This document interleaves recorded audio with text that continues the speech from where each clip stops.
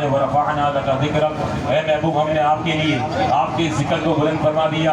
اللہ فرماتا ہے وَأَمَّا بِنِعْمَتِ رَبِّكَ فَحَدِّثْ، اور اپنے رب کی دی ہوئی نعمت کا چرچا کرو۔ حضور نبی کریم جان عالم سرور کونین صلی اللہ علیہ وسلم عالمین والوں کے لیے رحمت ہے۔ وَمَا أَرْسَلْنَاكَ إِلَّا رَحْمَةً لِلْعَالَمِينَ، محبوب کریم علیہ السلام کائنات والوں کے لیے سب سے بڑی نعمت ہے۔ تمہارے یہاں بچہ پیدا ہو، بیٹی پیدا ہو، بیٹا پیدا ہو، خوشیاں مناتے ہو، لیکن جب میلاد مصطفیٰ کی بات آتی ہے، حضور کی ناموس کی، حضور کی عظمت کی بات آتی ہے، 12 ربیع اول کا دن آتا ہے تو منہ کو سوکھ جاتے ہیں۔ تمہیں کیوں فتوے یاد آتے ہیں؟ تمہیں کیوں یہ باتیں یاد آتی ہے کہ جناب یہ میلاد کہاں سے ثابت ہے؟ کس نبی نے منایا؟ کس صحابی نے منایا؟ کس تابعین نے منایا؟ ارے میں پوچھتا ہوں، تم ختم بخاری کرتے ہو، ختم بخاری کرتے ہو، ختم قرآن کی محفلیں سجاتے ہو، تم یوم فاروق اعظم مناتے ہو، یوم صدیق اکبر مناتے ہو، یوم علی مناتے ہو، یوم عثمان غنی مناتے ہو،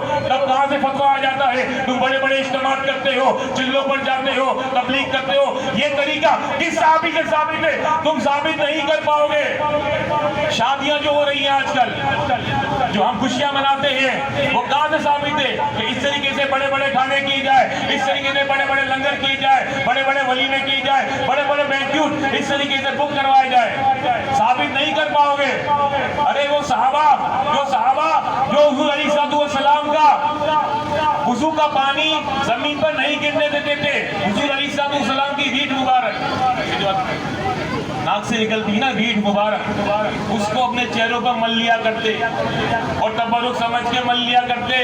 کسی قرآن کی آیت میں یہ نہیں ہے، کسی حدیث میں یہ نہیں ہے کہ ایسے کرو، حضور نے حکم نہیں دیا، لیکن صحابہ اپنی محبت میں کرتے۔ اگر کوئی محبت رسول میں جلوس نکالتا ہے، جلسے کرتا ہے، میلاد مناتا ہے، مرحبا یا مصطفیٰ کے نعرے لگاتا ہے، تو اعتراض کیوں ہے؟ 14 اگست مناتے ہو، پوچھو کسی مفتی سے کہ 14 اگست منانا جائز ہے؟ 14 اگست تو 1947 میں پاکستان آزاد ہوا، لیکن ہر سال اس طریقے سے مناتے ہیں کہ ایسا لگتا ہے کہ پاکستان آج ہی آزاد ہوا ہے۔ اس طریقے سے ہم بھی نبی کا ولادت ایسے مناتے ہیں کہ جیسے نبی تشریف لانے والے ہیں۔ اور حضور کا 1500 سالہ جشن ولادت ہے۔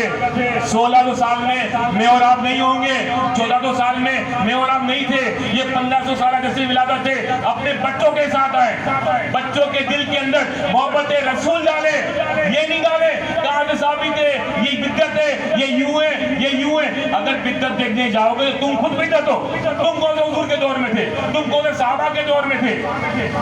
2 اذانیں ہوتی ہیں نماز جمعہ میں، دوسری اذان ہمارے آقا نے نہیں دلوائی۔ دوسری اذان کہاں سے حکم ثابت ہوا؟ حضرت عثمان غنی نے اپنے دور میں کروائی ہے 2 اذانیں۔ تو کیا فتویٰ لگاؤ گے؟